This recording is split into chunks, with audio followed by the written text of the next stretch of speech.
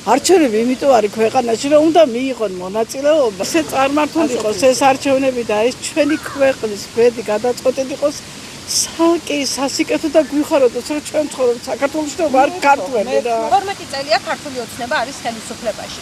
რა შეგვიძლია გითხრათ, როგორ შეაფასებთ მათ მუშაობას ქუთაისში, რადგან ჩვენ ახლა მე ქუთაისში შევაფასებ უარყოფით და ჩვილო. ძალიან უარყოფით და შევაფასებ. მე რასაც უყურებ ახლა აი 15 მილიონი დაიხარჯაო და პირველად მოვედი ახლა ამ პარკში. არ გამოდივარ სახლიდან. ხო და რა მე ვერ ვიხედავ ცნობას და იქნებ გამაგებიოთ. ძვირადღეო სურვების თხრით მოვკვდი ყოველ დღეს. ეზოში და მე ვირჩევდი სურვების დარგათ უნდა და მეტი აბა რა ვიცი დამანახეთ რა თუ არის უკეთესობა. დარგული მაგ.